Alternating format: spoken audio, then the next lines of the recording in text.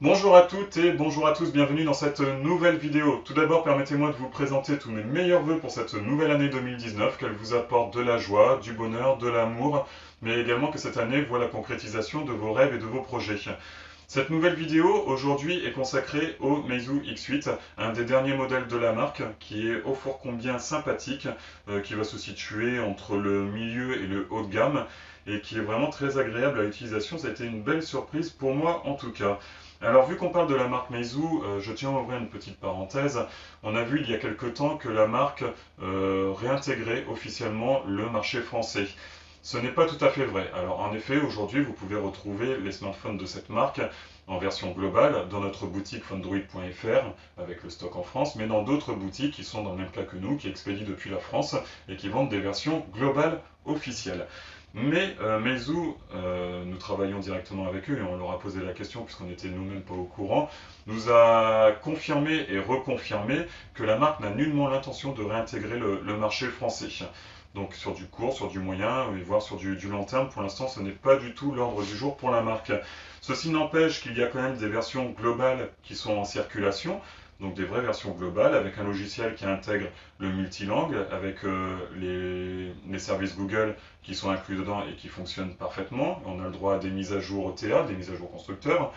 Le smartphone est vendu d'origine avec un chargeur européen et il supporte également les bandes de fréquences nécessaires à la réception de la 4G en France, c'est-à-dire la 1800, la 2100, la 2600 MHz et également la B20, la fameuse B20, donc la 800 MHz. Donc voilà, ceci étant dit, maintenant nous allons passer au test de ce Meizu X8.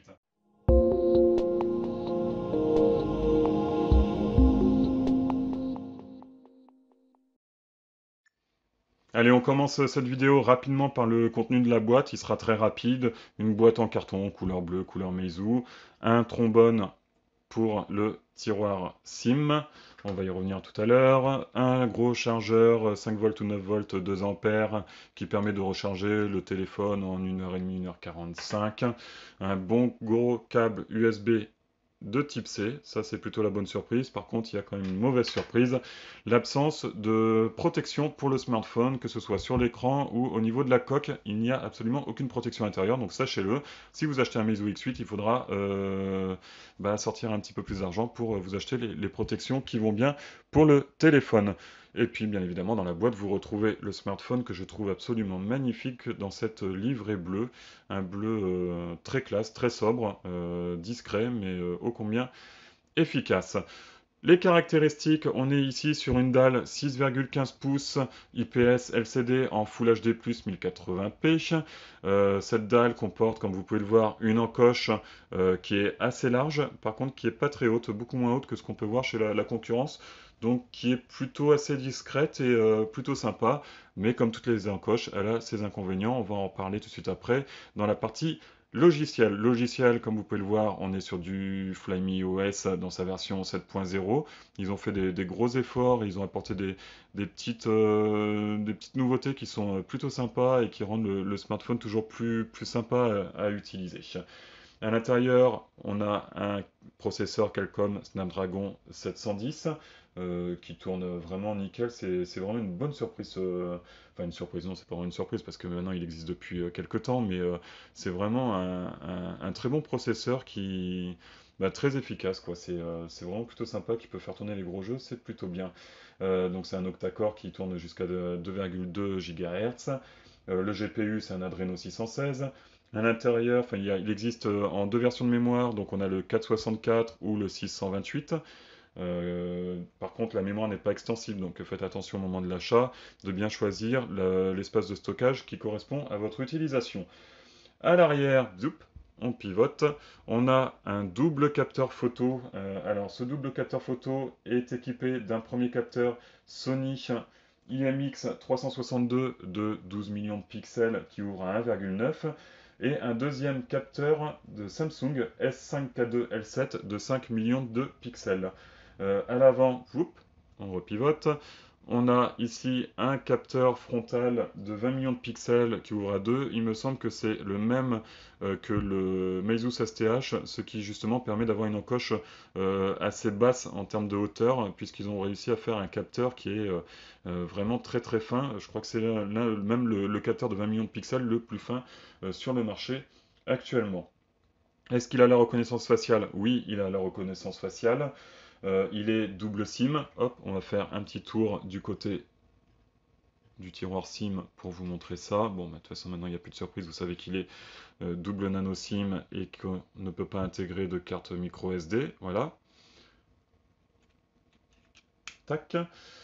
Qu'est-ce que je peux dire sur cet appareil? Donc c'est la version globale, donc il intègre les fréquences 4G pour la France, dont la B20. Par contre, pas de 700 MHz pour le moment. Il est Wi-Fi AC, Bluetooth 5.0. Il n'a pas le NFC. Est-ce qu'il a un capteur d'empreinte digitale? Oui, il en a un au dos qui fonctionne très bien. Je crois qu'aujourd'hui en 2019, hein, même précédemment en 2018, il n'y a plus de surprise à avoir au niveau des capteurs d'empreintes physiques comme cela. Ils fonctionnent très bien. En termes de sécurité, ils reconnaissent bien enfin, ils sont très sensibles, ils reconnaissent bien l'empreinte et ils sont très rapides, donc aucun souci à ce niveau-là. La batterie, c'est une batterie de 3210 mAh. Et au niveau des dimensions, il fait 7,8 mm d'épaisseur pour un poids de 160 grammes. Donc il est équipé d'un dos en verre incurvé sur ses quatre côtés qui permettent une bonne prise en main plutôt agréable. Il glisse pas trop, ça c'est plutôt bien. Donc il a un double flash LED, ça je vous l'ai pas dit tout à l'heure. Bon, le logo, les tranches, enfin le cadre, tout le châssis est en aluminium, ce qui lui confère quand même une certaine rigidité. On a sur la tranche droite les boutons Power et Volume plus, Volume moins qui ont un peu de jeu. En bas, on a une série de trous pour le haut-parleur, ici, et ici une série de trous pour le micro, pour les conversations téléphoniques et également pour les enregistrements audio quand on tourne des vidéos. Le port micro USB, ici des antennes pour laisser passer le signal, mais normalement avec le dos en verre, il n'y a pas de souci, et j'en ai pas eu non plus. Le tiroir SIM, je vous l'ai montré tout à l'heure, et en haut, alléluia, une jolie prise casque. Voilà, pour ceux qui ne sont pas encore passés au Bluetooth, pour les résistants de la dernière heure, comme moi d'ailleurs qui utilise des casques filaires. Voilà, donc ça c'était pour la partie design. Bon, en termes d'écran, pas de grand chose à dire, hein. C'est vraiment un très bel écran. Hop, là on est sur une luminosité bon, maximale. On peut la réduire un peu. Mais en usage extérieur, vraiment, il y a eu aucun problème. L'écran est parfaitement lisible. Les contrastes sont plutôt bons. Les angles de vision sont même excellents. Absolument aucun problème avec cet écran. Bon bah voilà, après forcément je parle de l'écran, donc je parle de l'encoche, je voulais en parler tout à l'heure avec le logiciel, mais on peut en parler maintenant. Le souci c'est que on perd par exemple le pourcentage de batterie, on ne peut pas avoir d'autre indicateur que ce logo. Si on veut avoir l'indication de la batterie, il faut descendre, et là donc je suis à 63% de batterie. Ce qui est bizarre, c'est que dans les paramètres, on peut choisir la présence ou non du pourcentage. Et si on la coche, elle apparaît donc quand on descend la centre de notification. Et si on l'enlève, bah, ça l'enlève ici. Mais ça ne change pas ici, on ne l'a pas, tout simplement. Et pour tout ce qui est notification, l'appareil peut afficher jusqu'à 2 notifications. Ensuite, il affiche 3 petits points pour dire qu'il y en a plus que 2. Voilà, donc ça c'est toujours un peu la problématique des encoches. Ce que je n'arrive pas à comprendre, c'est que les marques s'entêtent à vouloir afficher l'heure en haut à gauche, ce qui est pas mal, mais on devrait nous laisser le choix dans les paramètres de l'enlever pour afficher plus de notifications. Et puis j'espère qu'un jour on trouvera quand même une solution pour se débarrasser définitivement de ces encoches. Ça c'est mon petit avis personnel qui n'engage que moi. On va faire un petit tour dans Flyme. Voilà. Alors, à propos du téléphone, donc on est bien sur du Android 8.1 Oreo.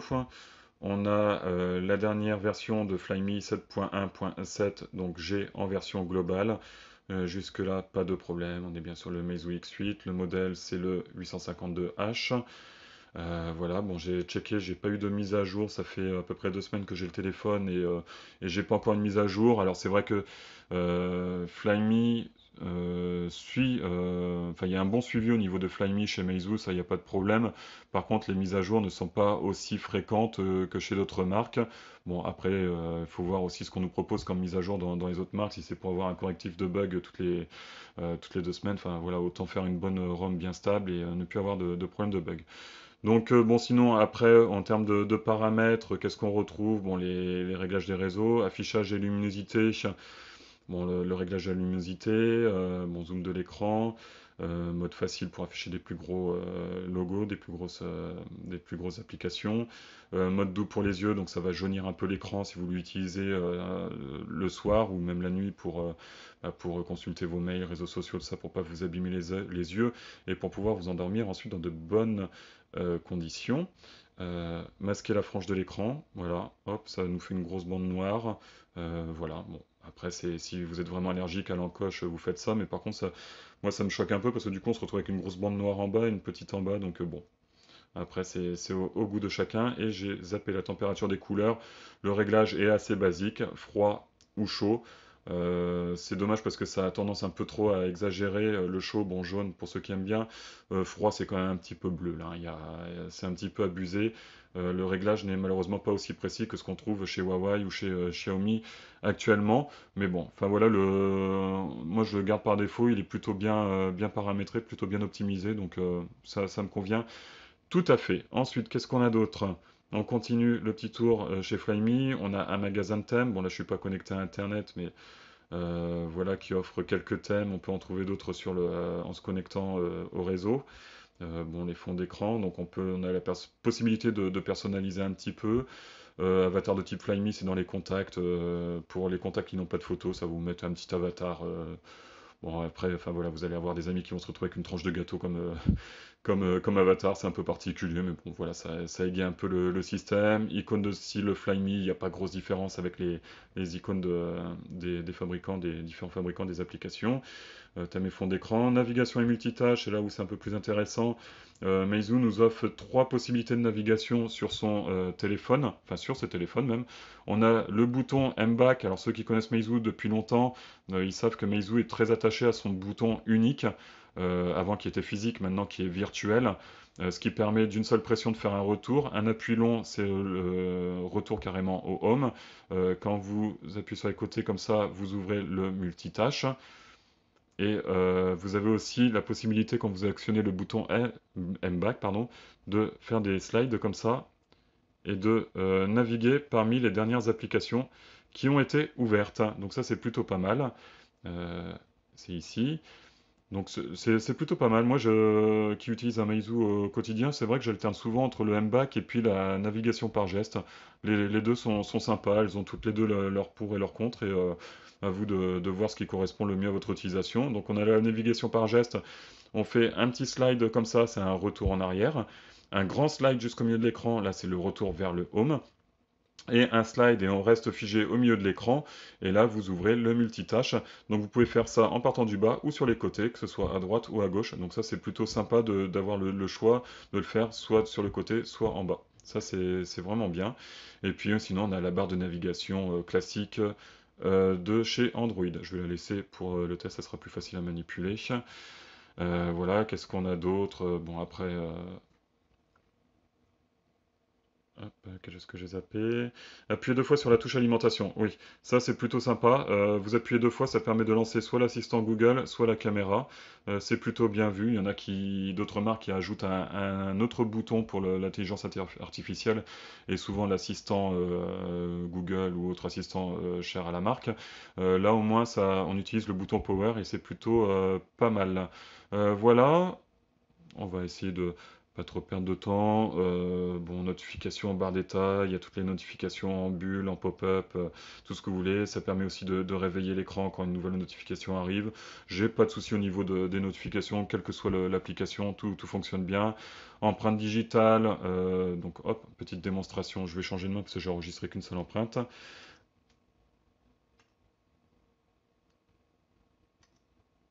Voilà, c'est plutôt rapide. On l'entend au bruit. Alors, le seul regret que j'ai, c'est que, enfin voilà, après, si vous mettez une housse silicone, ça va changer, mais le bouton est vraiment à fleur et on le trouve pas facilement, le doigt se place mal. Donc, bon, ça, c'est un petit peu dommage.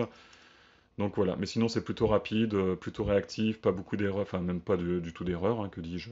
Tout fonctionne nickel. Et on a également, je me mets un peu de côté, la reconnaissance faciale. Voilà. Ce qui est pas mal, c'est qu'avec la reconnaissance faciale, on a le choix. Hop, c'est ici. Tac. Vous avez la possibilité, alors réussi sur l'écran de verrouillage, ça veut pas dire grand-chose, heureusement ils expliquent un peu en dessous. Soit vous cochez ça, et en fait quand vous déverrouillez, voilà, vous restez sur la page de verrouillage. Ça c'est plutôt pas mal, parce que si vous avez des notifications, que vous voulez juste lire les notifications, et ben hop, vous déverrouillez, et vous avez vos notifications. Donc ça c'est plutôt pas mal d'avoir ce choix-là, parce que sinon, euh, hop, si, voilà, si je le désactive, eh bien, la reconnaissance faciale, vous allez voir, elle me déverrouille directement sur la page d'accueil et là, je suis obligé de faire ce geste-là pour voir mes notifications. Donc c'est bien d'avoir le choix, soit de déverrouiller directement sur la page d'accueil ou soit de rester sur l'écran de verrouillage. Je trouve ça plutôt sympa de nous laisser encore une fois le choix en fonction de ses habitudes d'utilisation. Voilà, accessibilité, bon, on a quelques raccourcis, activation par geste, on a le mode jeu. Enfin voilà, le Flyme est plutôt bien complet, il y a pas grand-chose à redire. Comme je vous ai dit, il y a les services Google qui sont intégrés dedans. Ça fonctionne vraiment nickel. Flyme, ça a été une redécouverte. C'est vrai que c'était un peu frustrant avant avec Flyme 5, Flyme 6. Il y avait un petit goût il me manque quelque chose, quoi. C'était pas. Enfin voilà, c'était pas. Il manquait quelque chose, quoi, pour vraiment prendre du plaisir à utiliser Flyme. Et là, Flyme 7, franchement, c'est un régal. En plus, il y a une petite fonction qui change tout et que je ne vous ai pas montré encore. Attention, surprise. Eh bien, vous avez toutes vos applications qui sont répertoriées. Voilà. Hop. Vous voulez choisir une application. Par exemple, je veux choisir la caméra. Voilà. Bon, la caméra se trouve. Elle a un drôle de nom, mais bon, là j'ai ouvert la calculatrice. Excusez-moi, c'est un peu dur à faire, mais hop, voilà, je navigue. Allez, tiens, je veux consulter mes mails. Tac. Bon, bien sûr.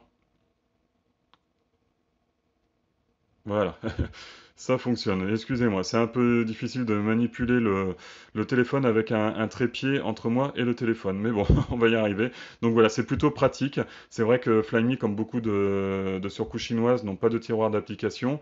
Et moi qui aime bien justement avoir le tiroir d'application pour m'éviter d'avoir à ranger mes applications, j'ai trouvé ce système vraiment, vraiment sympa. Et du coup, moi je l'utilise, enfin j'ai pris l'habitude de l'utiliser très rapidement et je n'utilise que ça pour naviguer d'une application à l'autre. Bon là ça fonctionne avec la main droite, mais ça fonctionne aussi avec la main gauche. Voilà pour ce que je pouvais dire sur Flyme. Tout est nickel, pas de problème avec Flyme. Le seul regret, c'est un petit peu le manque de mise à jour. Par contre, il y a un bon suivi. Vu qu'on achète les smartphones directement chez Meizu, ils sont vraiment à notre écoute. Dès qu'on rencontre un problème, on leur signale. Ils travaillent sur ce problème pour nous proposer une correction dans les meilleurs délais. Donc ça, c'est vraiment bien. Au moins, on a vraiment une marque qui est à l'écoute des utilisateurs et qui est vraiment réactive à ce niveau-là. Les performances, comme je vous ai dit, on est sur du Snapdragon 710. Donc qu'est-ce que ça donne chez Antutu? Eh bien voilà, un super beau score de 165 000 points, un peu plus de 165 5000 points, pardon, excusez-moi. Bon, bah là, il n'y a pas grand-chose à dire. Bon, c'est vrai que maintenant, les hauts de gamme actuellement sont plutôt dans les 280-290 000 points et les smartphones qui vont arriver sur le marché vont bientôt dépasser allègrement les 300 000 points. Mais avec un tel score sur Antutu, ça augure vraiment des bonnes performances. Pardon, j'ai l'habitude du geste full screen. Vraiment des bonnes performances et comme vous pouvez le voir, j'ai installé des jeux tels que Asphalt ou PUBG et d'ailleurs on va le voir tout de suite, les jeux tournent vraiment très bien, donc là aussi aucun problème avec le smartphone. Je vous montre ça tout de suite. Allez, on teste la partie gaming maintenant avec un premier jeu, Asphalt 8. Bon, on a toujours un peu le même souci avec ce type d'appareil qui ont un seul haut-parleur situé sur la tranche inférieure, c'est que pendant les phases de jeu, on a tendance à venir masquer le haut-parleur et donc nuire à l'expérience de jeu. Mais sinon, le son est plutôt pas mal pour un haut-parleur en mono, hein. Allez, bon, on va essayer de pas être trop ridicule.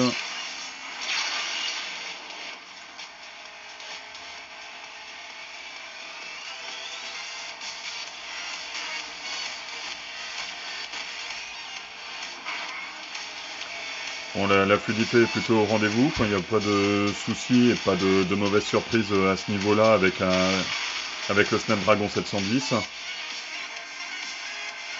Comme on a pu le voir tout à l'heure, il fait plutôt un bon score sur AnTuTu, donc bon ben voilà, c'est normal de retrouver cette fluidité-là. Ils ont tous à se mettre en travers de ma route.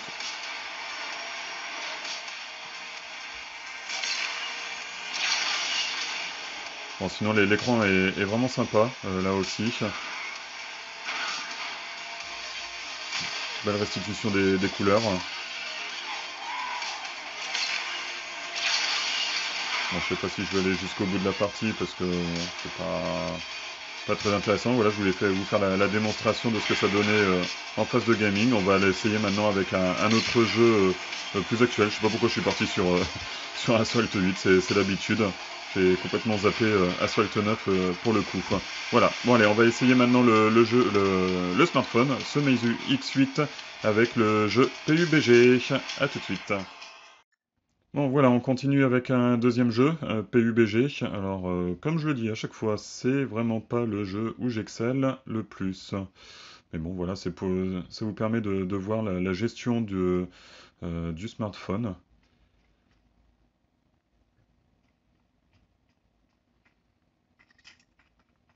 Hop, pas grand-chose ici, quelqu'un qui arrive, non? Donc voilà, hop là, je vais me faire déglinguer. Je viens juste de commencer la partie, donc j'ai pas d'armes.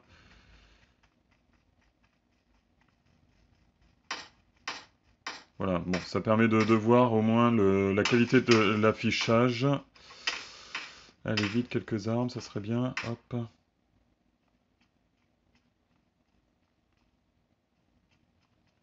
Donc le jeu se montre plutôt même très fluide, aucun souci à ce niveau-là. Bon, j'ai pas d'armes, donc je vais me faire déglinguer. Non, il m'a même pas suivi. Hop là, coucou. Bon, je crois que je suis un peu foutu. Voilà, impeccable, hop. Mince.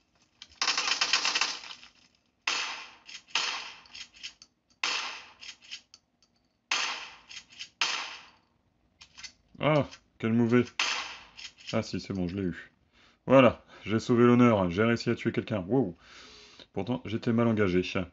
Enfin voilà, donc ça permet de voir que le smartphone se comporte vraiment très bien sur ce type de jeu. Bon là du coup il n'y a pas grand monde. Allez, je me promène encore un petit peu dans les rues.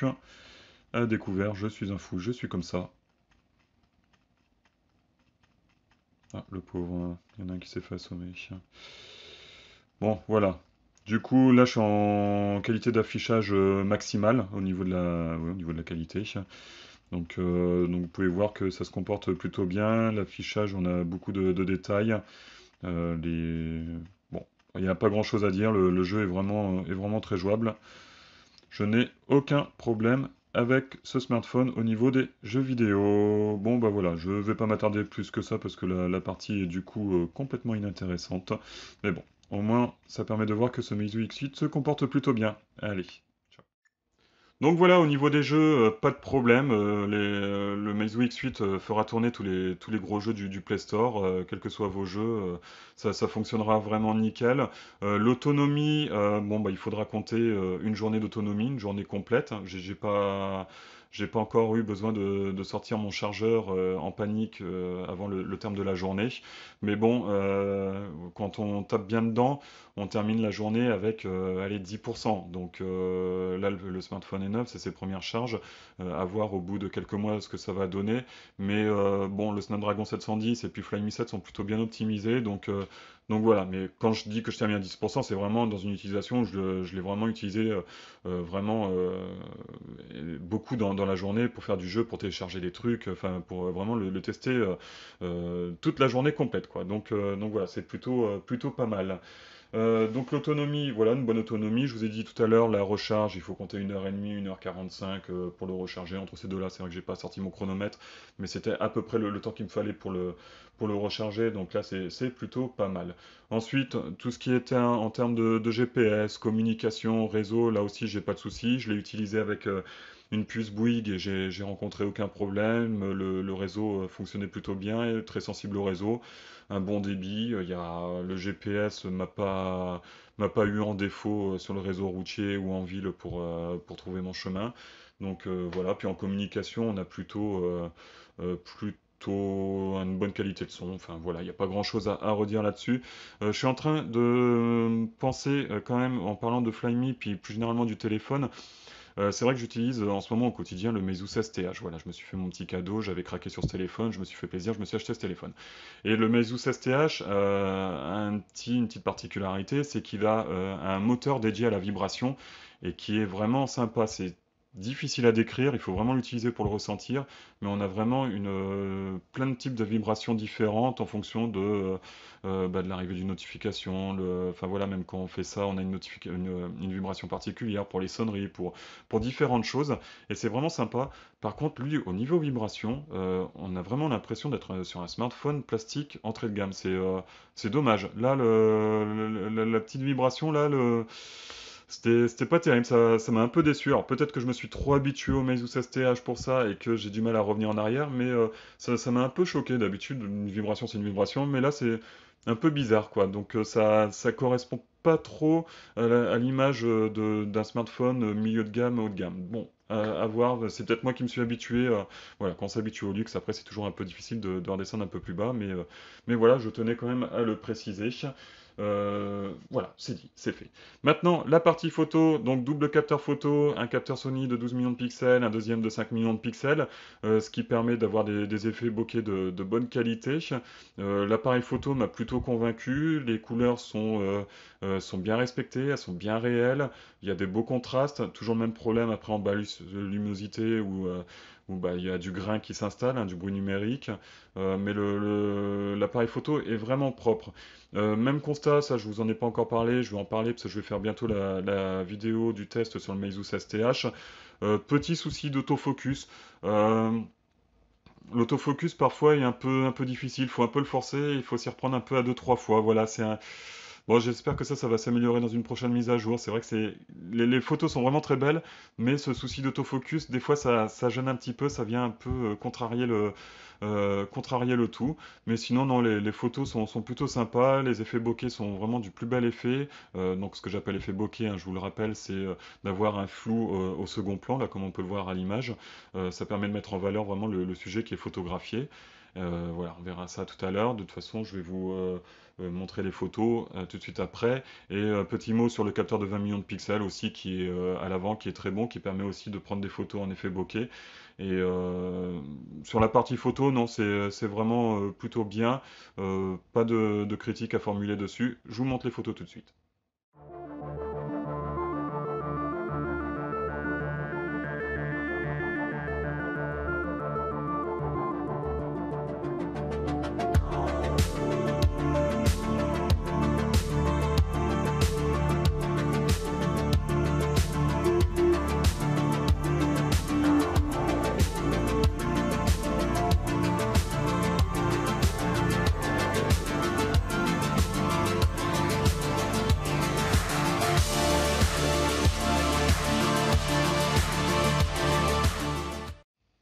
Eh bien, il est venu pour moi le temps de clôturer cette vidéo en vous donnant mon avis sur ce téléphone. Alors, ceux qui me connaissent le savent déjà, j'utilise au quotidien le Meizu 16TH, donc je suis plutôt bien placé pour tester ces Meizu, vu que je les connais quand même assez bien.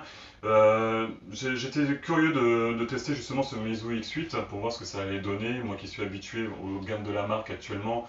Et c'est un smartphone, enfin le 16TH que j'affectionne particulièrement. Je voulais voir ce que ça donnait. Et ben écoutez, j'ai pas été déçu. À mon utilisation, j'ai pas été bon perdu parce qu'on utilise Flyme OS, donc je connais bien le logiciel, il n'y a pas de problème. Mais en termes d'écran, de la qualité d'affichage, en termes de design général, de tenue en main, même en termes d'audio aussi, j'ai retrouvé en fait mes repères et donc c'était plutôt pas mal. Même en appareil photo, le X8 est loin d'être ridicule et il me conviendrait tout à fait pour mon usage personnel. Voilà. Après, ce que je reprocherais à ce téléphone, c'est l'absence de coque de protection dans la boîte. Bah ouais, je suis désolé, je suis un peu gourmand, c'est comme ça, mais la marque nous offre des coques de protection sur les autres modèles, pourquoi pas sur le X8? Voilà, c'est un petit peu dommage. Bon, maintenant qu'on est averti, on le sait qu'il faudra passer à la caisse une fois de plus pour acheter des protections. Bon, c'est un peu dommage, mais bon, on le sait maintenant. Mais voilà, ça c'est dommage, je voulais le souligner. Autre chose que j'ai pas apprécié sur ce téléphone, c'est un peu idiot, c'est la vibration. La vibration fait très bas de gamme. Alors, c'est vrai que sur le 16TH que j'utilise, il y a un moteur haptique qui permet d'adapter la vibration en fonction des sonneries, en fonction de l'utilisation, de ce que vous êtes en train de faire. Et c'est vrai que c'est plutôt sympa. Bon, c'est dur à décrire, mais il faut vraiment l'essayer pour le comprendre. Et là, on a vraiment, sur cet appareil-là, la sensation d'une vibration bas de gamme. Donc, quand le smartphone vibre, on a l'impression d'avoir un smartphone en plastique qui vibre et qui va s'ouvrir. Je ne sais pas si vous avez déjà ressenti ça sur des modèles vraiment entrée de gamme, mais la vibration est généralement pas terrible et on la désactive à tous les coups. Bah là, c'est un peu le cas sur cet appareil, c'est ce qui m'a un peu chagriné. Troisième reproche plutôt, l'encoche. Bon, ben, j'aime pas l'encoche, je l'ai toujours dit. L'encoche me gêne. Elle me gêne encore ici. Alors, pas esthétiquement, parce qu'elle est quand même plutôt assez fine. Je vais mettre sur un fond d'écran blanc, voilà. Elle est plutôt fine en hauteur, par contre, elle est quand même bien large. Et elle nuit à l'affichage des notifications.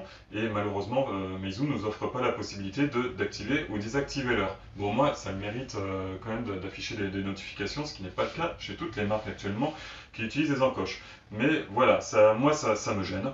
Et autre point aussi qui est gênant avec cette encoche, c'est l'absence du marquage du pourcentage de la batterie. Pourtant, dans les paramètres, on a la possibilité de l'afficher ou de ne pas l'afficher, mais en fait, ça intervient que dans le panneau de notification où on l'affiche ou on l'affiche pas. Mais ici, on n'aura pas de pourcentage de batterie. Bon, on s'y habitue à l'utilisation, mais enfin voilà, c'est un petit peu dommage. Voilà, sinon après, les points forts pour moi, c'est vraiment le design, la compacité de l'appareil, la présence de la jack. Bon, on a un appareil qui est très fin, moi j'aime bien les appareils qui sont fins, j'aime bien les beaux objets, donc pour moi un beau téléphone, c'est un smartphone qui est fin. Attention, hein, c'est mon goût personnel encore une fois, mais l'inconvénient des appareils fins, c'est qu'ils ont une petite batterie. Là, on a 3200 mAh pour ceux qui vont acheter le téléphone pour faire du gaming. Il risque d'être un peu coincé avec la batterie, hein. Moi, vraiment en usage intensif, je suis arrivé à 10% en fin de journée. Voilà, sinon après une utilisation plus classique, j'arrive à entre 30 et 20%. Donc pour moi, c'est largement suffisant. Mais c'est vrai que je privilégie quand même un appareil plutôt compact et fin que des grosses briques, comme c'est l'heure actuelle, avec des grosses batteries. Voilà, ça c'est encore une fois mon goût personnel. Ce qui est encore aussi dommage, bon moi je le regrette pas à mon niveau, mais certains vont pester contre, c'est l'absence de support de micro SD. Voilà, bon, ça peut être un point négatif, mais sinon c'est vraiment un très bon appareil ouais, qui il y a- il y a- il y a- les reproches que je fais en fait sont des petits reproches hein, qui nuisent pas à l'utilisation, qui ne gâchent pas le plaisir d'utiliser ce téléphone. Donc c'est vraiment pour moi un bon smartphone que je vous recommande vivement. Donc bon, bien sûr vous pouvez le retrouver dans notre boutique phonedroid.fr à 299,90€ en 64 Go ou enfin en 664 ou il est également en 628 à 349,90€. J'espère que cette vidéo vous a plu, j'espère qu'elle vous a permis de vous intéresser d'un peu plus près à la marque Meizu. Si vous voulez nous soutenir, n'hésitez pas à mettre un petit pouce bleu à la vidéo, à vous abonner et puis à cliquer sur la petite cloche à côté pour recevoir les nouvelles vidéos que je mets en ligne sur notre chaîne YouTube. Eh bien, je vous remercie de votre attention et à très bientôt. Ciao, bye bye.